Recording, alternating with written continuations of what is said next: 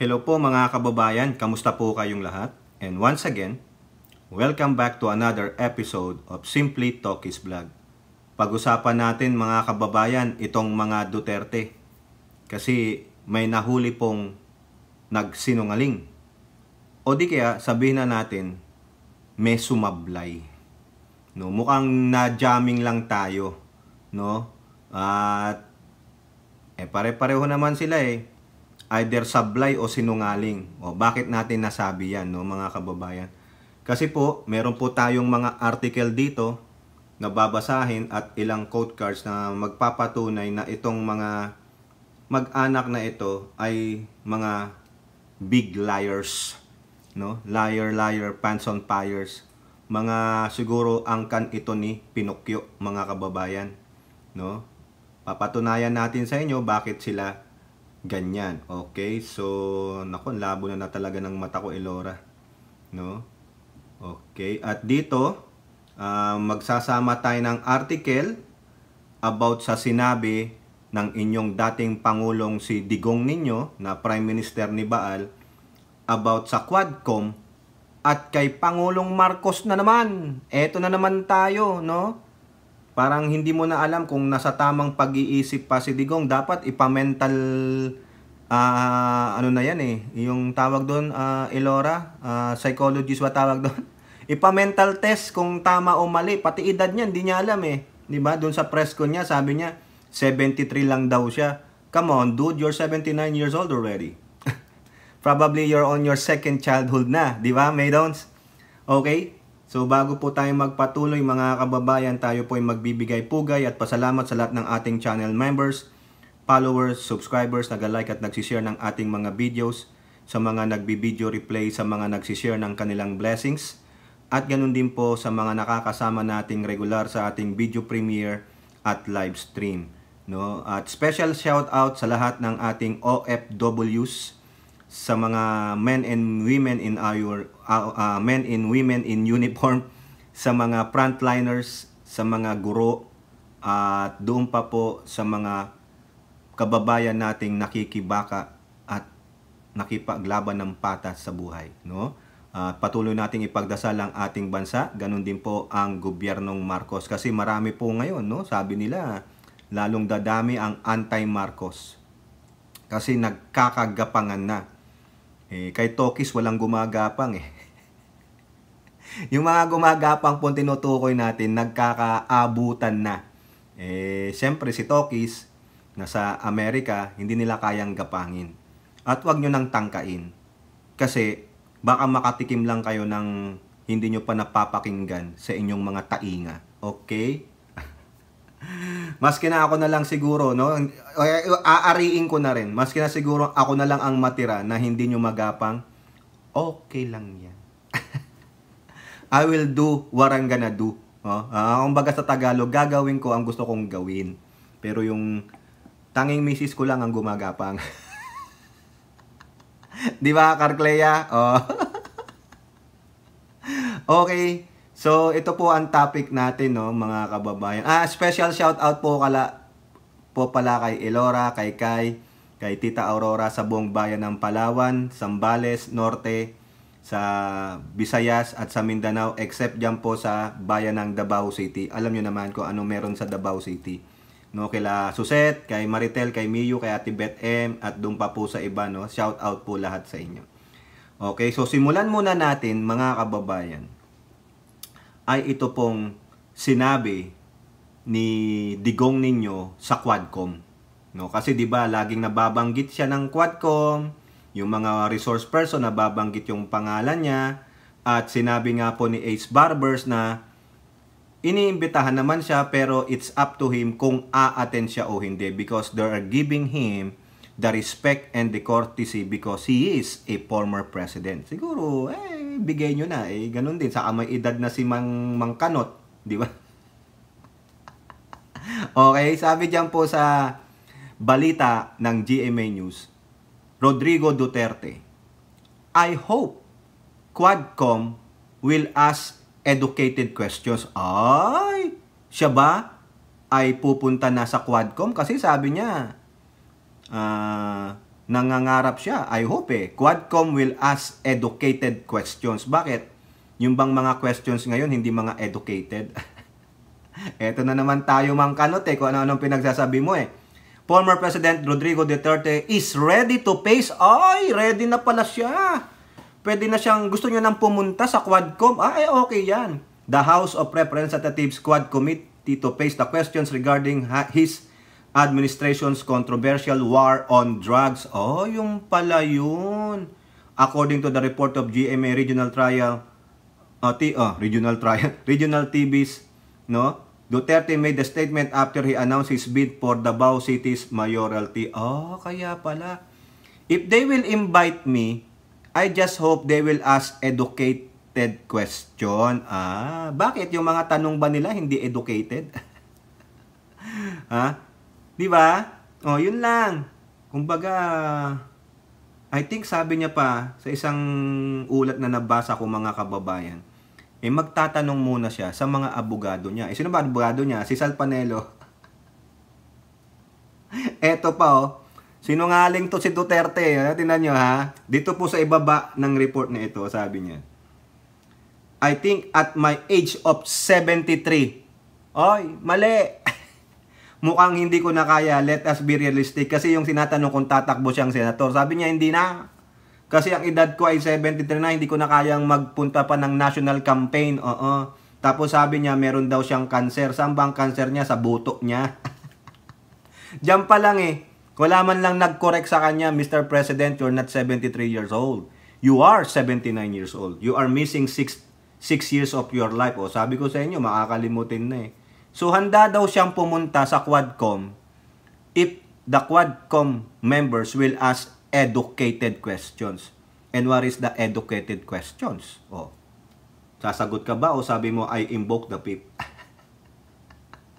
Di po ba? Ayan nakita nyo Pati edad niya, nakalimutan niya na. 73 years old lang daw siya. Come on, dude! Ganun din po, meron din siyang sinabi sa ating Pangulo. Ang sabi niya sa Manila Standard, Duterte says he has no quarrel with Marcos. Siya yun. Wala daw siyang quarrel. Bakit yung mga minions mo, ano nangyari? Akala ko ba, kayong mga minions ni Digong, yung mga nagmamaisog dyan, yung mga nagpa-Friday rally sa EDSA Shrine. Yung amo ninyong matanda, wala naman palang away kay Pangulo. Ba't kayo nandyan? Bakit Marcos alis dyan? Ano problema ninyo? So, therefore, kayo, papansin. Sabi na ng boss nyo, di ba? Wala daw siyang kay Pangulong Marcos. Former President Duterte maintained that he has no axe to grind with incumbent President Marcos as he highlighted the crucial role of an opposition to serve as check and balance. Okay, mag-check and balance. Pero iba po ang ginagawa ng mga minions nyo They are calling for him to step down because bangag daw ang Pangulo. Wala nga kayong pruweba, di ba? But not to the point of destroying his administration. Boom! Ano na? Ang gusto lang pala ng presidente ninyo na si Digong ay magkaroon ng opposition to have a check and balance, which is normal. Kasi kung wala ng opposition, di wala. Diba? It is not the balance. Kaya nga may black and white, may yin and yang Walang gobyerno na walang opposition. You need that one para makita mo na ang gobyerno mo ay hindi perpekto. Diba? Tapos sabi niya, not to the point of destroying his administration, but look at what your followers are doing. They keep insisting that the president is bangag-bangag. Singhot-singhot di pulburon. Diba? That is the destroying part. At kung ano-ano pa. Yun pala ang gusto nyo lang, check and balance, transparency and accountability. That's what this current government is doing right now. Diba? Hindi masamang mag-call out sa administrasyon kung talagang may mali. Pero itong ginagawa ng mga minions mo is not part of what the government is doing. It is just mudslinging, dirty politics. Yung bang bangog ang Pangulo, Nararapat ba yun? Wala nga kayong ebidensya? Pakitaan nyo kami ng sapat na ebidensya. Yung pinakita nyo ebidensya nyo is deepfake eh. O, tingnan nyo yung boss ninyo. Anong sinasabi niya? It's better to have an opposition for check and balance. It's not to destroy the administration. Diba? O mga gunggong, hindi nakikinig sa kanilang amo. Diba? Ang dami pang pong sinabi ni Digong dito, pero ang punto natin dito, yung amo nilang si Digong, hindi naman pala nakikipag-away kay Marcos. Pero at the same point naman mga kababayan, ito naman kasing si Digong, minsan, sabi nga nila, makakalimutin na. Nagsi-second childhood na nga mga kababayan Because of his condition. May cancer siya. Minsan tuliro yan. Baka umiinom ng pills for cancer yan. Oh, di ba minsan sabi niya, eto, minsan mamaya iba na naman ang sasabihin. So how can you count on this? Pero at this juncture, sa sinabi niya, wala siyang away kay Marcos. Gusto niya lang, it's better to have an opposition for check and balance, but not to destroy the administration. O antayin natin, baka makalawa, iba naman ang sasabihin niya.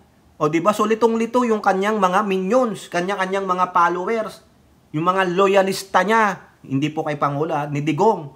O di ba? Kasi sabi nung isang gagong vlogger, loyalista lang ni Digong, mga LDS na daw sila, hindi na sila DDS. Oo. Kita nyo yan? Ayan ako magbabase ako dito. Wala ka naman palang away kay Marcos. Bakit yung mga minions mo kinakaaway ang Marcos? Anong mali ang nagawa ng Marcos administration? Pakita kay ebidensya para maipunta nyo sa Sandigang Bayan o sa Ombudsman. Diba? Ngayon, mga kababayan, eto maiksi lang tayo. Puntahan natin to. Yung kasinungalingan ng mga pamilyang ito. Alis tayo dun sa sinabi ni Digong sa interview niya. Yung press con niya, saka yung dun sa question and answer after he files for candidacy. Nag-file po siya ng pagka-mayor. Ayan, tignan nyo yung larawan. Siya mismo yan, nag-file ng candidacy nila.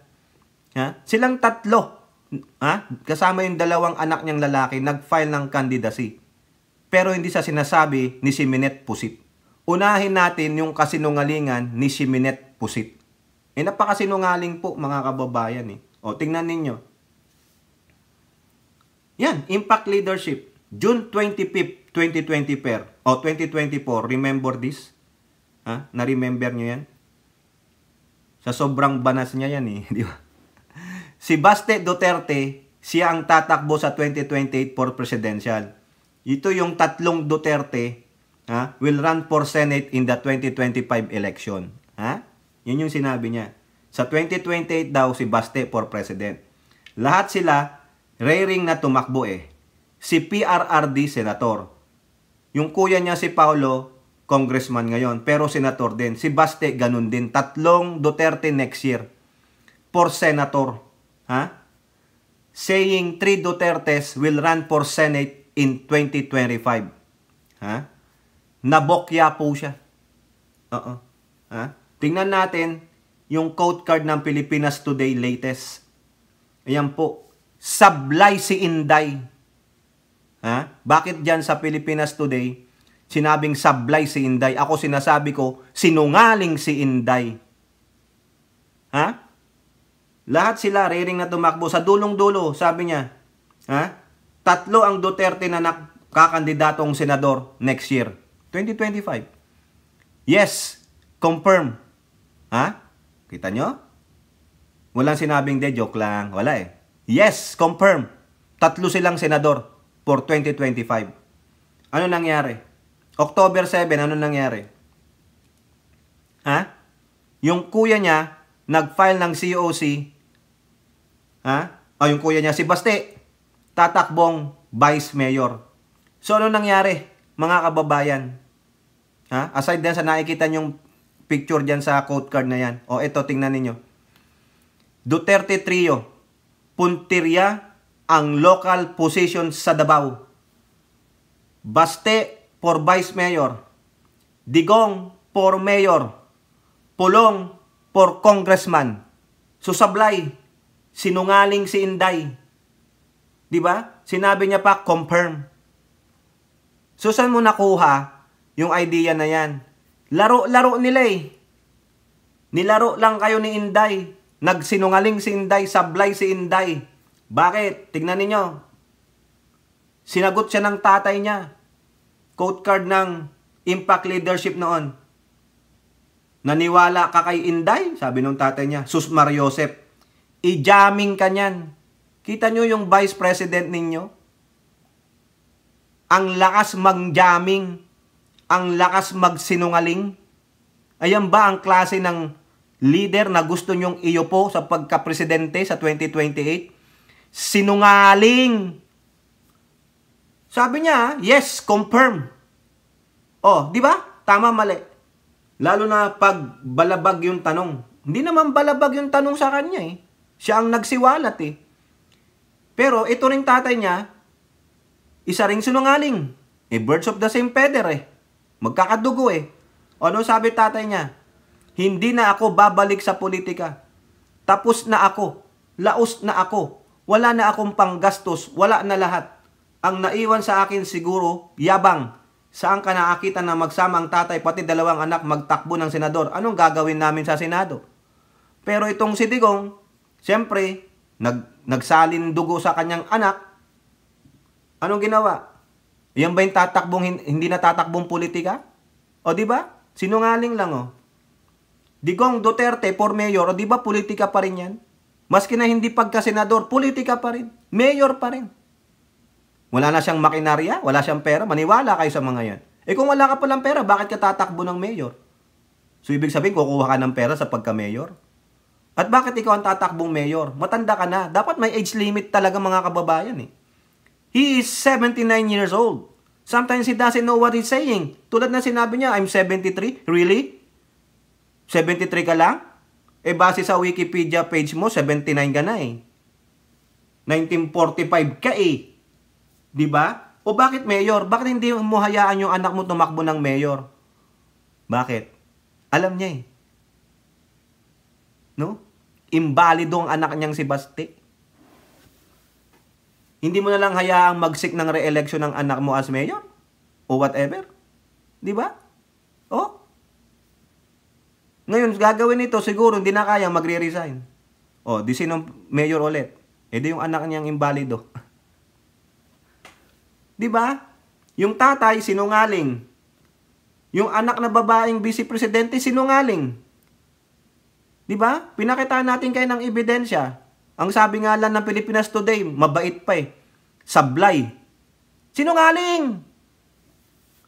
Yan ba ang leader na gusto nyo sa 2028? Eh di i-jamming kayo lahat niyan. Wala kayong makikitang seriousness. Wala kayong makikitang pagiging state woman yan. Lahat i-jamming kayo, sabi nung tatay. Maniwala kayo kay Inday. Mismong tatay na nagsabi. Naniwala kayo kay Inday. Ano ang sabi ng nanay niya? You are heartless. Mismong magulang na ang nagbibigay ng clue sa atin kung gaano kabalahura ang babaeng ito. Kung paano katarantado ang babaeng ito. Kung paano mas masama pa ang ugali niya sa totoong biatch. Diba? Tapos kayo, puring-puri kayo dito. Diba? Gusto niyo pang gawing presidente? Eh sabi nung tatay, oh, naniwala kayo kay Inday, dinajamming lang kayo niyan. Eh ano yun? Sinungaling. Nanloloko. Diba? Hindi makapagsabi ng katotohanan. Yun na lang sa kanyang mga budget. OBP and DepEd, hindi niya mapaliwanag maigi. So what can you get from her? What truth? Anong katotohanan ang makukuha nyo sa babaeng ito? Diba? Pagpapaikot. Para lang kayong gagawing ruleta. Para kayong nasa guessing game. Manghuhula na lang kayo ng manghuhula. Ano ba talaga ang totoo at ano ang hindi totoo. Kasi walang katotohanan sa kanya eh. Diba? Ugali niya. Ano ba talaga ugali niya? Sabi nung nanay niya, heartless. Sabi nung tatay niya, i-jamming lang kayo. Feeling niya, barkada lang kayo. No? Jamming tayo. O, yun lang. Diba? Ang tanong, nagtatrabaho ba siya? Eh sabi ng mga taga-ibang DepEd eh, hindi nga pumapasok sa DepEd dyan eh. Oh, tamad pa. No, hindi nyo nakuha yung clue? Ay sabi ng tatay oh, naniwala ka kay Inday? Oh, diba? Eh kasi, gawa rin ng tatay niya. Paano mo paniniwalaan tatay niya? Hindi na ako babalik ng politika?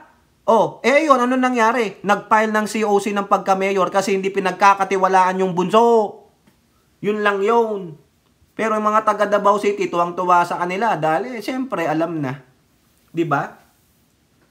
Ano pa ang sabi ni Duterte sa mga kriminal daw? Umalis kayo ng Davao o otherwise another EJK. Totoo naman yung ngayon, napapatunayan natin mga kababayan na totoo pala yung mga EJK niya nung panahon nung na siya ang presidente.